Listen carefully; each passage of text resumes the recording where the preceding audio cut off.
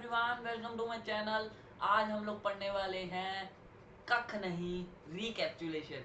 ये पूरा जो पिछला चैप्टर हमने देखा उसकी एक बार मैं तुम्हें पहले तो रिवीजन बताऊंगा। रिवीजन कैसे, तो मैं सारे जो भी हमने की पॉइंट्स देखे थे चैप्टर में वो एक बार बता दूंगा। और उसके बाद मैं सारे तुम्हें कुछ क्वेश्चन दिखाऊंगा तुम्हारे सामने जो तुम्हारे एग्जाम में प्रकट हो सकते हैं, एकदम से बॉम्ब की तरह फूट सकते हैं। तो चलो, सबसे पहले तो तुम्हें एक बार चैप्टर का सारा ब्रीफ बता देता हूँ। तो chapter matter in our surroundings जो हमने अभी पढ़ा है, अगर आपने मेरी वीडियोस नहीं देखी तो देख लेना, बहुत इंटरेस्टिंग लेक्चर्स है, ट्रस्टवर्दी। तुम पक्का उसमें सक्सेसफुल होगे उसको समझने में। तो सबसे पहले तो व्हाट इज मैटर में हमने देखा, जिस चीज़ के पास खुद का भार हो और वो कोई जगह घेरता हो उसे मैटर कह देते हैं। उसके बाद हमने देखे मैटर के करेक्टरिस्टिक की हाँ, मैटर के बीच में जगह होती है, वो मूव कर सकता है, एटम से बना होता है, और ऐसे दो तीन और करेक्टरिस्टिक्स देखे थे। उसके बाद हमने देखा कि डिफ्यूजन क्या होती है, मतलब अगर मैंने परफ्यूम छिड़का तो वो आसपास की एयर से मिक्स हो जाएगा तो उसे डिफ्यूजन कह देते हैं। तो उसके बाद हमने देखा क्या कहते हैं, टेम्परेचर को देखा कि हाँ, temperature C is equal to 273 plus sorry C is equal to sorry K is equal to 273 plus C, मतलब kelvin is equal to 273 degree plus Celsius का जो भी टेम्परेचर है। तो ये सब हमने देख लिया, टेम्परेचर क्या होता है, उसका ऐसे यूनिट केल्विन है, common unit degree Celsius, degree Fahrenheit है। उसके बाद चैप्टर का थोड़ा सा टर्न लिया चैप्टर ने, थोड़ा सा वो हार्ड हो गया। तो हमने देखा स्टेट्स ऑफ मैटर क्या है। स्टेट्स ऑफ मैटर में होती हैं सॉलिड, ये पहले था थोड़ा टॉपिक, सॉलिड लिक्विड गैस, उसके कैरेक्टरिस्टिक क्या है, काइनेटिक एनर्जी क्या होती है, उसकी इंटरमोलिकुलर स्पेसिस कैसी है, फ्लूइडिटी कैसी है, बहुत सारे ऐसे कैरेक्टरिस्टिक्स देख लिए, वीडियो में देख लेना वो पिछली वाली में। उस पिछली तो नहीं है, उस प्लेलिस्ट में मिल जाएगी। उसके बाद हमने देखा था कि इनकी कन्वर्जन कैसे करती है। तो एक टेम्परेचर से तुम कन्वर्ट कर सकते हो, एक प्रेशर से। तो प्रेशर से एक कन्वर्जन हमेशा इन्वर्स होती है टेम्परेचर के, कि अगर टेम्परेचर बढ़ाओगे तो प्रेशर डाउन जाएगा।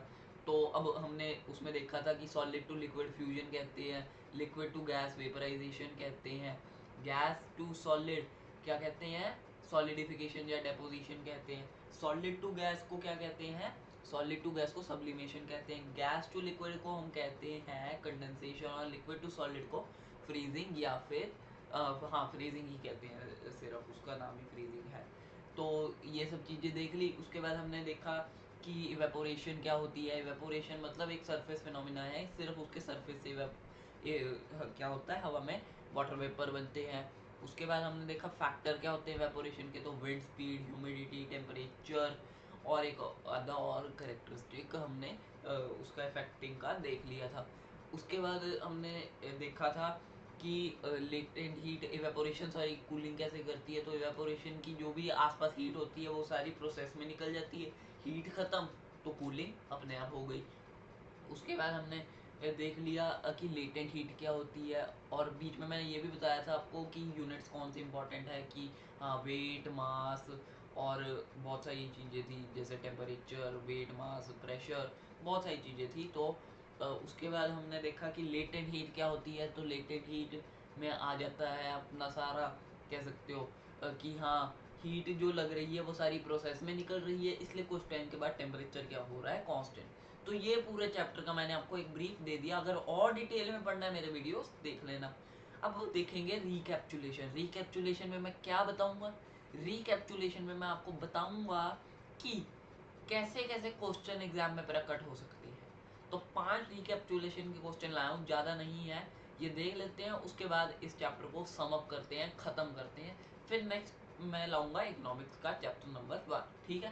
तो चलो अब देख लेते हैं question. Define diffusion, in which medium does it take place the most।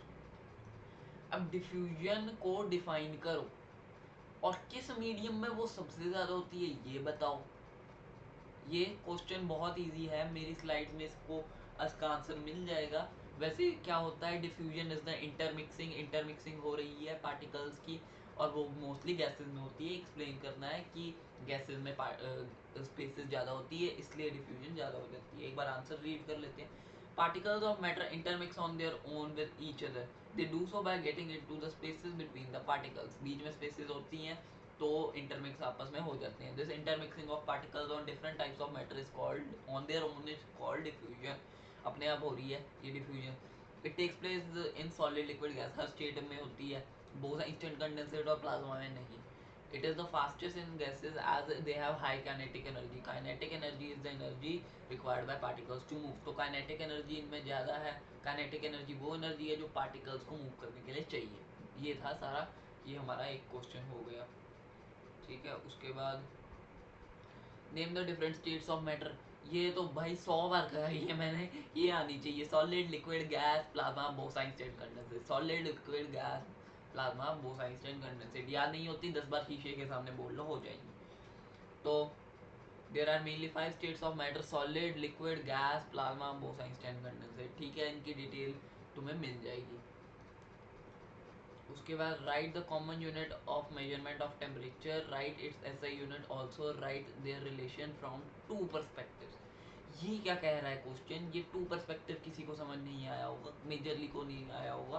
तो अब right the common unit of temperature. Temperature का कॉमनली कौन सा यूनिट होता है? सेल्सियस लिखना है, फ़ारेनहाइट नहीं लिखना, क्योंकि तुम्हारी एनसीईआरटी में नहीं दिया. लिखना है लिख दो, बट रिलेशंस में उसको ना लिखना. Write its SI unit also. SI unit क्या है? Kelvin. Write its relation from two perspective. बहुत ईजी, लेकिन बच्चे कंफ्यूज हो जाते हैं. अब हमने सेल्सियस और केल्विन देख लिए. अब वो क्या कह रहा है? तुम लिखो, वो क्वेश्चन क्या चाह रहा है? तुम लिखो kelvin is equal to 273 plus Celsius, और साथ में लिख दो कि सेल्सियस इज इक्वल टू, बहुत ध्यान से सुनना, बहुत इंपॉर्टेंट कंसेप्ट बोल रहा हूँ. Celsius is equal to kelvin minus 273. वो कह रहा है कि दोनों तरह से लिखो. केल्विन किस तरह से सेल्सियस से रिलेटेड है, और सेल्सियस किस तरह से केल्विन से रिलेटेड है, दोनों तरह से. और कोई एक याद कर लो, बाकी तो तुम मैथ्स अपनी लगाओ, ट्रांसपोर्ट करके इजीली कर लोगे, मेरे को पता है. तो अब इसका एक बार आंसर देख लेते. ओह सॉरी, आगे चला गया. हाँ, वापस आओ. The common unit of measurement is degree Celsius. Degree Celsius इसका कॉमन यूनिट है. एसआई यूनिट है डिग्री केल्विन. अब दो तरह से लिखा है ना, Celsius is equal to kelvin minus 273 लिखा. अब केल्विन की टर्म्स में क्या है? सेल्सियस. केल्विन की टर्म्स में है सेल्सियस प्लस 273. ये दो तरह से लिखने को कह रहा है. आंसर देखो कितना सिंपल है.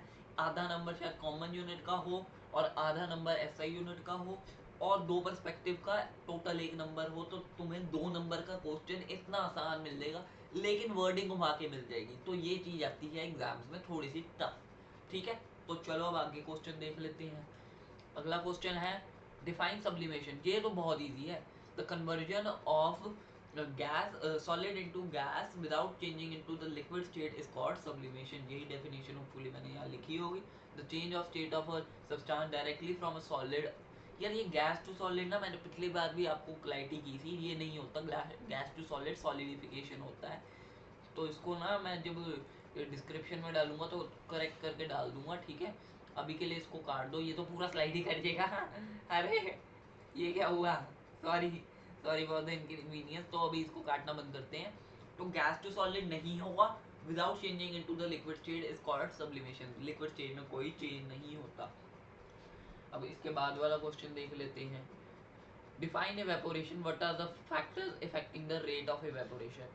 अब इवेपोरेशन को तुम डिफाइन करो, और वो क्वेश्चन कह रहा है कि इवेपोरेशन ज़्यादा हो कम हो ये किन फैक्टर्स पे डिपेंडेंट है, वो लिख दो. तो फैक्टर्स तो 4 हैं. कौन से? ह्यूमिडिटी, विंड स्पीड, टेम्परेचर, और ह्यूमिडिटी, विंड स्पीड, टेम्परेचर, और है तुम्हारा अपना क्या कहते हैं उसे, सरफेस एरिया. तो सरफेस एरिया भी एक फैक्टर हो जाता है. तो अब इसको एक बार ध्यान से पढ़ लेते हैं आंसर को. The process of conversion of a substance from the liquid state to the gaseous state at any temperature below its boiling point is called evaporation और वेपोराइजेशन. बॉइलिंग पॉइंट से नीचे जो सरफेस फिनोमिना है, एक line और add कर लेना, it is a surface phenomena. But क्या है, बॉइलिंग पॉइंट से नीचे कन्वर्ट हो रहा है वो अपनी गैसियस स्टेट में लिक्विड, उसे कहते हैं वेपराइजेशन और या इवेपोरेशन. अब फैक्टर्स क्या हैं? Surface area. जितना ज़्यादा सरफेस एरिया उतना ज़्यादा इवेपोरेशन, टेम्परेचर जितना ज़्यादा टेम्परेचर उतना ज़्यादा इवेपोरेशन, ह्यूमिडिटी जितनी कम ह्यूमिडिटी उतनी ज़्यादा इवेपोरेशन, या जितनी ज़्यादा ह्यूमिडिटी उतनी कम इवेपोरेशन। उसके बाद विंड स्पीड, जितनी ज़्यादा विंड स्पीड उतनी ज़्यादा इवेपोरेशन। तो अब इसी के साथ हमारा चैप्टर थ्योरेटिकली क्वेश्चन बेस्ड हर तरह से खत्म हो गया। जिन्होंने ये वीडियोस देखे थैंक यू, तुमने बहुत लव एंड सपोर्ट दिखाया। ये मेरा पहला चैप्टर था यूट्यूब पे, तो thank you very much for your love and support through out the chapter. Love you all. तो नेक्स्ट चैप्टर मैं ला रहा हूँ इकोनॉमिक्स का चैप्टर नंबर 1। तो मिलते हैं उसकी नेक्स्ट वीडियो में, तब तक के लिए बाय बाय बाय बाय।